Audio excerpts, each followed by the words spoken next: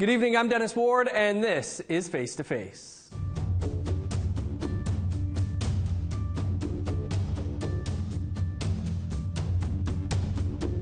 Our guest this week is a longtime journalist who literally grew up in the business. Francine Compton had a lengthy career at APTN National News and APTN Investigates before moving over to the public broadcaster to become a producer with CBC Indigenous. Francine is a former president of the Native American Journalists Association, or NAJA. Francine, who is from Sandy Bay, Ojibwe First Nation in Manitoba, recently stepped down as president to take on an associate director role with NAJA as it enters its 40th year. Fran, welcome back. Thanks for doing the show this week. Thanks for having me. It's really great to be here. As someone who spent so many years in this building, what does it feel like to be back? It's energizing, I gotta tell you. I'm a bit nervous to be on the show with you, but it's great to be here. You know, I know the guys in the control room and the guys behind the camera, so it feels really good to be back, like a bit of a homecoming. I bet. How did you first get involved with APTN? Oh, wow, APTN, it was a dream, right, for APTN to be established. And I first heard about it when I was about 15 years old. I was looking for my high school, and my dad said, go to Tech Voc, take broadcasting, because we're going to have our own network one day. And I didn't believe him at all. I just thought, he's dreaming, this guy and his big dreams all the time. And I listened, though. I went to Tech Voc and I studied broadcasting. I listened to what he told me to do, and then APTN launched in 1999. At that time, I had just graduated, and there was programming, right? They were looking for shows to have on APTN, and I was on a show called Medicine Wheel. I was the host reporter, and it was one of the first shows to air on APTN. And Bill over there was the camera guy on my first shoot. Is there anything that you haven't done here at the network? Yeah. I haven't been the CEO. That's true. But no, I got to do a lot, right? I started on the crew. When we started, we were all brought into the control room. And Wayne McKenzie says, what jobs do you guys want to do? So the crew was like, I want to be camera, audio switcher. And I was like, well, what's left for me? And I got the script assistant job. That was my first job here. You mentioned your dad. What was it like growing up with your dad in the business? It was something we noticed when we were young. We were, I want to say I was in kindergarten. And my sisters, I had two younger sisters, so they were much smaller, but we'd watch him on the 6 o'clock news almost every night on CBC, and we'd wait for his sign-off, Jim Compton, CBC News Winnipeg, and then we'd mimic him, and we'd run around the house just saying that, and we'd kiss the TV when we saw him on there doing a stand-up. So, like, it was part of our growing up. What do you think it meant for yourself, but also for other people to see an Anishinaabe man on CBC with braids, no less, at that time? Yeah, it was huge. Anywhere we went, there were people who would recognize him, who would want to introduce themselves, and for me, it was like, hey, I could do that, what he's doing, and you know, it didn't even occur to me that it was something different. You know, it was just my dad's on TV doing the news. Mm-hmm. So did you know pretty early on that you wanted to be involved in news, television production? Yep. Yeah, he took me on a tour of a control room, the CBC Winnipeg control room, when I was in kindergarten, and he had me doing some takes where I was like walking out of the school. He was doing a story on a Anishinaabe program, and I was just thinking, man, why do I have to keep doing this? But the cool part was when he took me to the studio, I remember being in the control room, and it was like on this higher level, and then looking down and seeing Sandra Lewis, a woman anchoring the news, and I was just like, wow. and I idolized seeing a woman anchor. And so that like just drove it home that I could do that too, like he is doing and like she is doing. Right. Yeah. Well, not only are you my former boss, but your dad and my father-in-law worked together at the CBC. My wife's also a journalist, and so I know what it's like for a child to grow up with a dad as a journalist and wanting to go into that business. Were you ever worried about trying to fill those footsteps, those shoes? Yeah, you know, going to school was just like something I had to do. So I was like, okay, I'm checking the box, I'm going to school.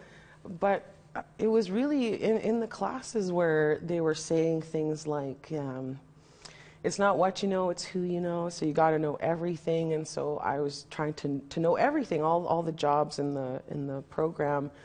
So I would do audio, I would do weather, do directing, but I never imagined that I'd actually get to do it and get paid for doing it. Mm-hmm. So school was there as a conduit, but it actually didn't give me that much hope, believe it or not. Promise last question about your dad, but he was also, you know, instrumental in getting APTN off the ground. Still today is teaching the next generation. I saw him a couple of weeks ago at Rosanna Deerchild's thing, and he had his students out interviewing people and stuff. But how important do you think his work, but also the creation of APTN has been? The creation of APTN has changed the game, period. And I've witnessed it from before I started working here. You know, the network hadn't launched yet, and my first assignment was to do a story on a hereditary chief. And his community, excuse me, they were protesting him at the at the INAC building, and I was 19. And so I come into the building, and they're there on one side, all the people from the community, and then the media's on the other side. And I'm so intimidated. I'm like, oh my God, there's the big guys, the Global, the CTV, and the CBC. And there's the people and my camera guy. So the media started asking, what about the auditing? What about the chief reporting financials to the department? And I just stood there and I'm like, what are they asking these questions for when these people are sitting here protesting their chief and saying that he lacks financial transparency? And I just thought, this media is not asking questions for these people. And I had never been in a scrum. It was my first assignment, and I took my microphone. I think it was probably shaking, and I had that moment, the first reporter moment. Mm-hmm. And I had to spit out a question, and I just said to the Indian Affairs person, what do you have to say about the fact that they're saying the chief is withholding their social assistance checks and it's 2 weeks before Christmas? And that moment, they're like, yeah, what about that? And so it was like they, for the first time, had a journalist asking a question for them. And it wasn't about financials and the chief reporting to the department. You know, I just cut right through that. And that experience, and to me, sitting at my desk watching press conferences today and seeing 19-year-old Indigenous journalists lobbing questions at a prime minister, you know, that's the impact that I know that APTN has had, because it changed the game, and now our questions are being asked to prime ministers and all politicians. Awesome stuff, Fran. Much more to talk about here. We're just going to step aside for a quick break and then continue the conversation with longtime journalist, producer Francine Compton. Stick around.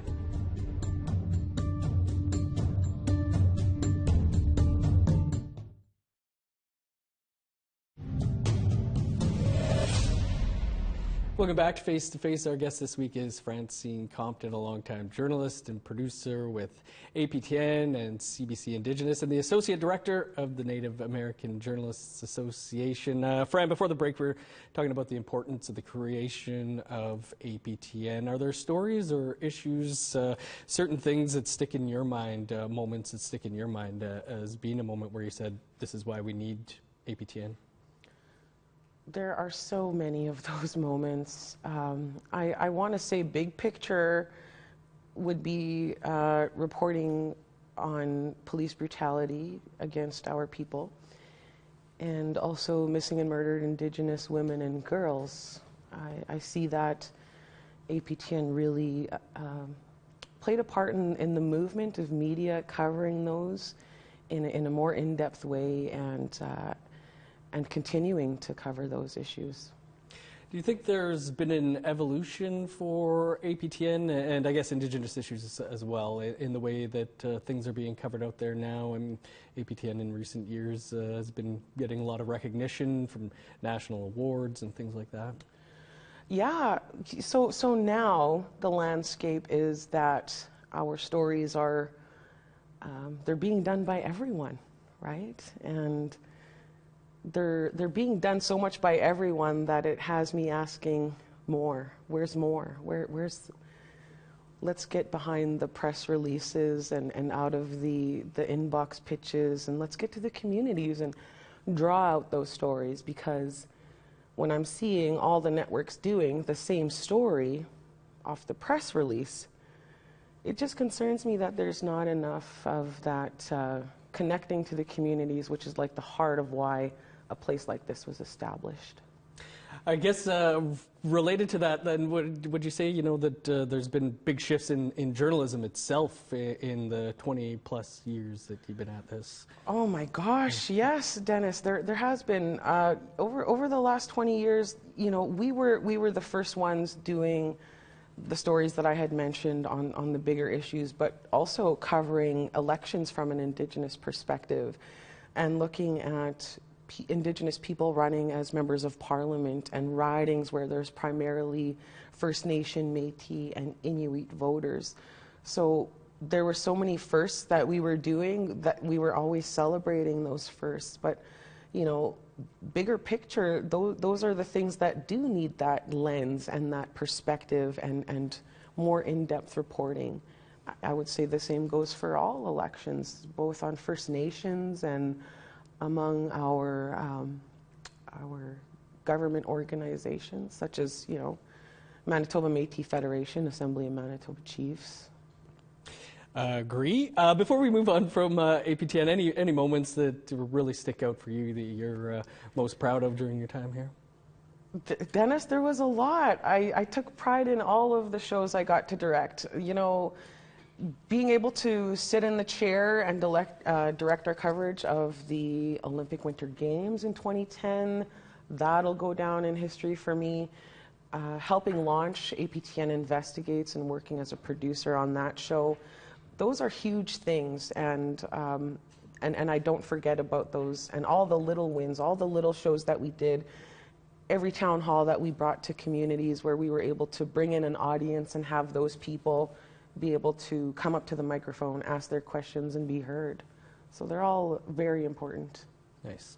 As we mentioned, you're now Associate Director with the Native American Journalists Association. NAJA is celebrating its 40th year, but can you tell us, I guess first, for those who aren't familiar, about the association and the work it does? Yeah, the Native American Journalists Association, I was first introduced to them in late 2018. I had met the president at a leadership training, and from that moment it was just like I was finding my other family. I was fortunate to be here at APTN and be surrounded by First Nation, Métis, and Inuit workers, staff, journalists, the whole company. And so when I was venturing out into the world and trying to grow my network, I found the network that was meant for me. And when I started looking deeper into it, I realized that it was founded and it was formed for us. The founders of the organization are on both sides of the medicine line. And I asked one of the founders, I said, why did you guys create this organization? And she said, to bring us all together. And that's really, it's so simple. It's a network of like-minded people. And one of our major pillars is fighting for press freedom in our communities. And we don't quite know what that looks like north of the medicine line just yet, but they have gone through it in terms of getting it into their constitutions in the Muskogee Creek Nation, for example. And so when we come to that time in our history where we're having to talk to our chiefs and leaders about free press on our lands, then this is the organization that's going to be able to do that. There's no other organization that has the expertise and the heart, really. So for me, that network was me finding my cousins, and my work for it is so that I can do for people what was done for me. You know, as you said, I went to high school. I got my training here at APTN, and I didn't go the traditional university or J school route. And for me, that's really what I want to do, is to be able to help First Nations, Métis, and Inuit people who want to be storytellers. This organization is a conduit to help them get through those stages of their career, education, training, and we want to see Indigenous people in leadership positions in major networks across Canada and the U.S. Sounds like big work ahead. We're going to talk more about it, Fran. We just have to step aside for one more quick break, and then we'll continue the conversation here on Face to Face with Francine Compton. Stick around.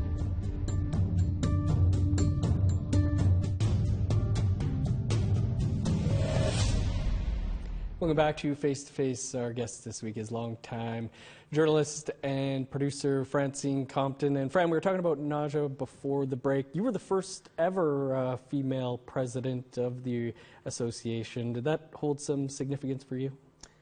First ever First Nations president. And yeah, it is significant because, as I was mentioning earlier, the Native American Journalists Association, it's based in the U.S. And so for me to be able to hold that position and be elected as president, it was almost an exercise in my own sovereignty, right? As a First Nation woman, I'm from Sandy Bay, Ojibwe First Nation, and part of the rights that I have is through the Jay Treaty, so I'm able to live and work in the U.S. as a Native American born in Canada.